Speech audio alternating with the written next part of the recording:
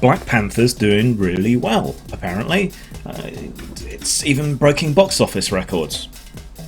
Okay, with a few qualifiers thrown in, but still, box office records. Fifth biggest openings. Pretty good. I don't particularly see the point of hammering it home that by a black director. It's like, well done. It's a bit patronising, really. Fifth ever biggest box office opening. That's a fantastic thing for anyone. So, that's all good.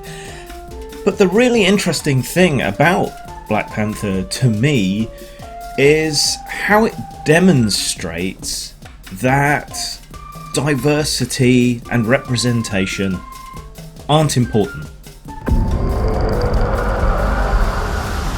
It's a third world country. Textiles, shepherds, cool outfits, all front. Explorers have searched for it. How can I say that? I mean, it's a huge black cast, isn't it? That's diverse. Well, no, it isn't, because pretty much everyone in the film is black. There is very little diversity in Black Panther. Who could have predicted that a film about an isolationist racial ethno-state would be such a big draw? In the hands of anyone of another race, this would be deemed to be, racist. And to be perfectly honest, it is. But this is a mythological story, so it doesn't particularly matter. But the point is, there's these conceits about diversity and about representation, that there's this big audience out there if only you make things that cater to them. But that also rests upon the idea that you can't like something that's out of your comfort zone. So the idea is that you will draw a black audience to a film about black people because they identify with it, because they can project themselves into the hero, whatever. But the corollary of that is that if black people can't enjoy white heroes, then white people shouldn't be able to enjoy black heroes. But if that was the case, things would be a bit different, wouldn't they? Called it El Dorado. They looked for it in South America.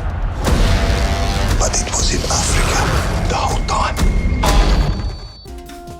I mean, African Americans are only about, 13%, maybe a little bit more of the population in the US. I think the last census was in 2009 or something. So, 15%, say.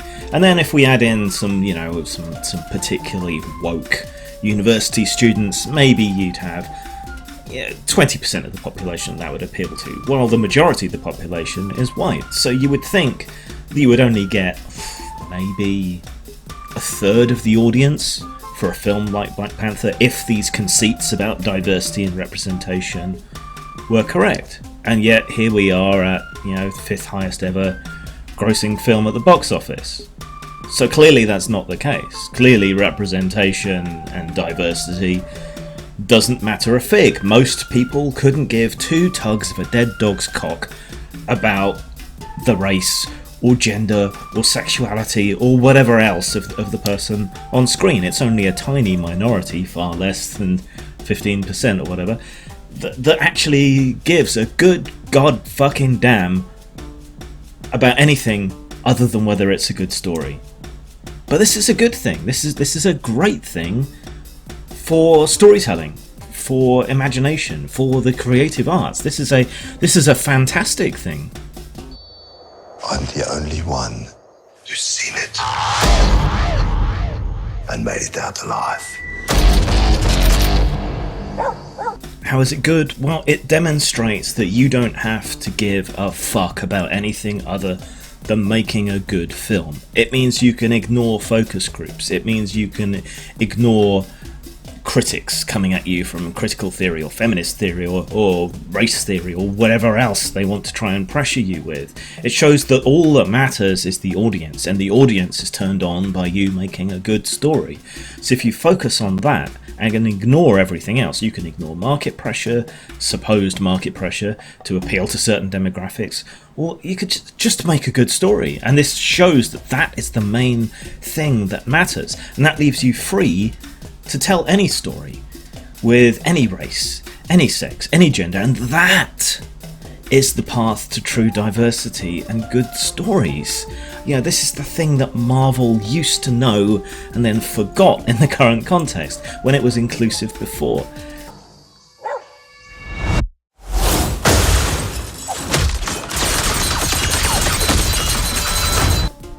This is what used to be the beauty of geek media, or of nerd stuff, yeah?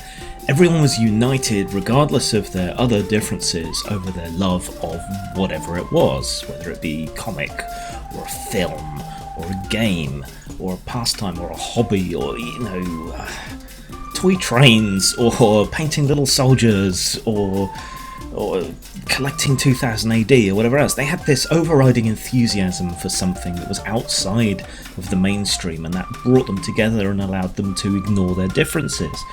And all that bringing in this ideology, this social justice rhetoric and intersectionality, all that bringing that in to the nerd space has done is to divide people and create divisions where there didn't used to be any, where these hobbies and pastimes and geeking out on stuff used to be able to get people to override their differences and experience the other in a neutral setting. Now the politicization of everything has destroyed that, and the very people who created the atmosphere that was so open are now being demonized for being the opposite.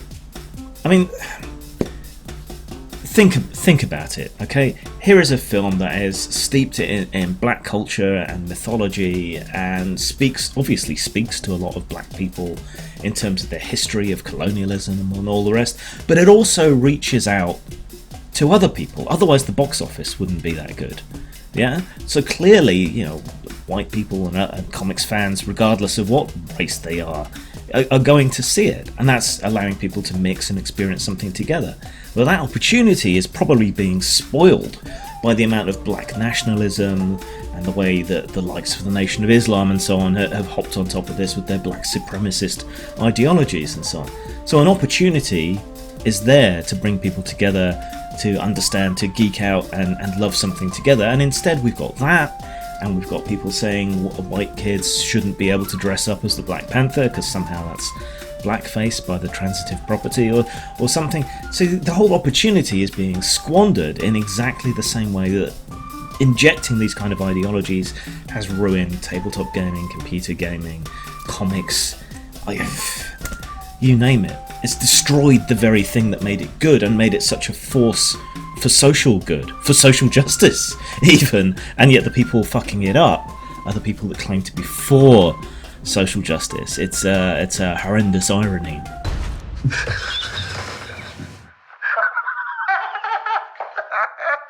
can see you.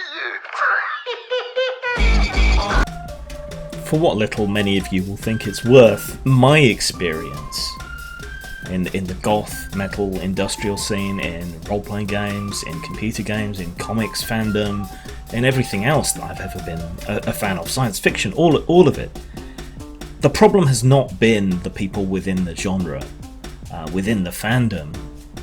They haven't been doing anything to set up barriers to women or people of colour or gays or transsexuals or whatever other little identity group you want to bring up. They've always been massively welcoming and understanding, at least until recently. Now, what has been the problem for a lot of people hasn't been geekdom, it has been their own community and the way it judges them for being involved in geekdom. So while there was pressure and bullying and problems for even a cishet white male nerd, supposedly at the top of the hierarchy, from their peers, the pressure on, say, a black kid wanting to come to a metal gig wasn't from the metalheads who were overjoyed to see other people enjoying what they liked. It was from their own community. Or why are you into that white boy stuff? Shouldn't you be listening to rap and hip hop and whatever else? That was where the pressure came. And for girls who wanted to get into, I don't know, Warhammer or something, the problem wasn't the players, the people in the hobby. They were overjoyed to have a girl who shared their hobby. Maybe too welcoming, that can be a bit intimidating. Falling over themselves to help. you know, mansplaining or whatever.